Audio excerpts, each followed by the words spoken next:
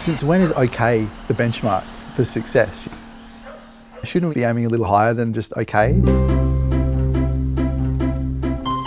If we know better now how students learn and how we can engage them, shouldn't we be doing that?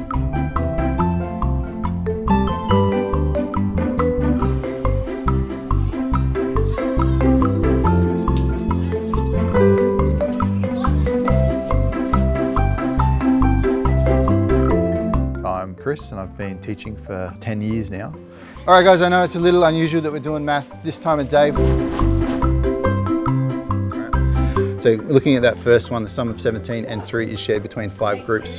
What's the number sentence that you would write? What's the equation that you would write? Write it down. I grew up in Adelaide, was there till I was about 21. I've got an older brother, an older sister and a younger sister. My older brother and sister are about 10 years older than me. So I had quite a few role models. I had an IT background. I used to work with my dad. He used to manufacture and sell Christmas decorations and low voltage lighting. He used to do all the sales stuff and I used to do a lot of the IT. So I naturally thought, well, that'll be my career path. And I just got bored and I just didn't really think that I could see myself continuing to do that type of work. Other than that, I feel like this is going up and up and up, and I can't see why you can't aim higher than that for next semester. Yeah. This one again, I'd like you next semester to be aiming for next one up. Okay. Because I didn't think teaching would ever be something that I'd want to do. Didn't think I would ever have the patience to do it. But getting some exposure to working with young people gave me some satisfaction, and I just really wanted to do something where each day it was going to be different, but at the end of it, I was going to get something out of it as well, and that's really where teaching's been for me. Coming in, how you going? This is like class reunion. I know. How are you? I'm good, how you going? I'm good. Good. Hey girls. Hi, gorgeous. How you doing? There's a lot happening in the classroom all the time.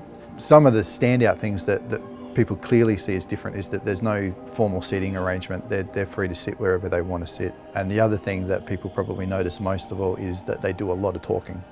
And I'm not asking them to be quiet, and I actually want them to talk. I want them to share what they're doing. I want them to be talking about the work they're doing. Because if so often someone might be able to do their work, but if they can explain it to someone else, that shows a deeper understanding of what they can do, but it also helps the person next to them. Some people see that you're all sitting together and talking and thinking that you're doing everything together. Yeah. And then they go into another classroom and everyone's in rows doing their own work. Yeah. And I know from my personal experience, learning is collaborative. I'm always learning from other people.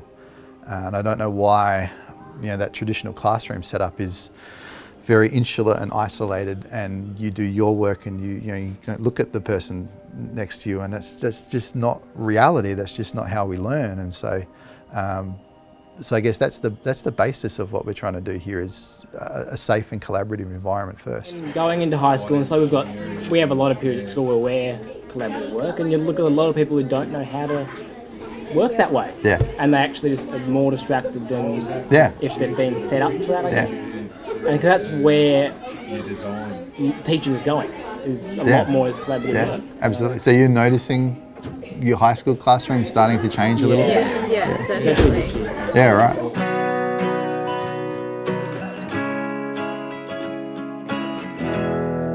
A group of friends and I have gotten together to start a podcast. We're sitting around at lunchtime at school, funnily enough, talking about just our kids and being parents, and this idea that no one really knows if what they're doing is right when it comes to raising your kids. You just do things and you hope that you're making the right decisions. The way I teach, there's a lot happening in the classroom all the time. So there's a lot to manage minute by minute throughout the day, but then there's less planning involved before and after. Getting home, Thomas and I were often sitting down and playing Lego. All right, what are we going to build? It's probably the only toy that I'm happy to spend any money on, just because it's so much fun and it's just so valuable as a learning tool. So did you listen to your swimming instructor? Yeah. Yeah. What sort of things did you do in the pool? Did you have to do the one where you turn underwater from your belly to your back? Hot dogs? What's it called? Hot dogs? Hot dogs. You mean the hot dogs? Did you do hot dogs? Yeah. A lot of what we do comes from the students' interests and from what they indicate are things that they feel like they need to do. And if we can get a classroom environment where kids feel like they can take a chance and they can take a risk safely, then they're more likely to do it. It really just comes from wanting to create an environment where learning is enjoyable and finding things that the students are passionate about, because that's when they're going to do their biggest learning.